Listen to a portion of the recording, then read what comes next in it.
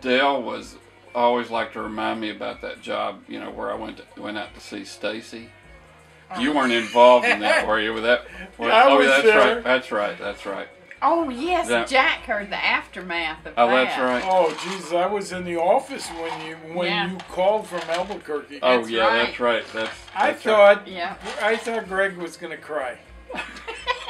I thought, you know, he was screaming so loud. Well, you'd have to know the whole story. Yeah, you'd have to know the whole story about it. Big customer, big-time customer. He was supposed to have something done that night. Didn't get it done. For the next day's meeting with the president of the company. Yeah. Third Thornburn. Albuquerque, New Mexico. Yeah. Well, no, they're in Santa Fe. Santa Fe, yeah, Santa Fe. Well, and see, I'm a little bit of a perfectionist, so it wasn't just perfect. So I wanted to redo it, and so I had forgotten that there weren't red-eye flights anymore. Guess and so what? I thought that I could get on a red-eye flight. If you put procrastination and Okay. perfectionism together, Okay. you So have a I'm problem. partners. Like an all-nighter. H-A-R-T. I'm partners with these three guys in business. See, and so one was a bastard. One was a It bastard. was like Mussolini, Hitler, everything. Yeah. All rolled And into so one. I missed the FedEx thing by 2 minutes. I mean, I'm like beating on the door at FedEx down by the airport. And they said, no, go to the mail place, U.S. Mail. Maybe they get it overnight.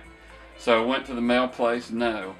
And so there was absolutely no way to get it shipped out that night. And so I had to get like a 6 o'clock flight to Denver.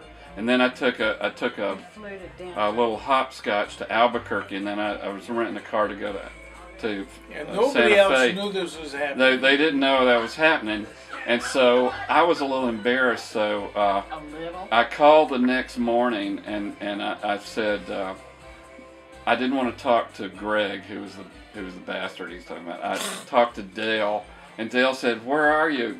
No. I said, "Well, I'm out doing some running around."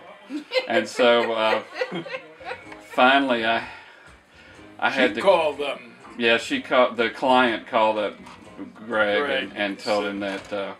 Well, she made me tell him too, I think, and then so I had to tell him. Mad. I had to tell him that. I thought he was crying. He was screaming. I had to get out of there. I thought he was gonna kill David. You know.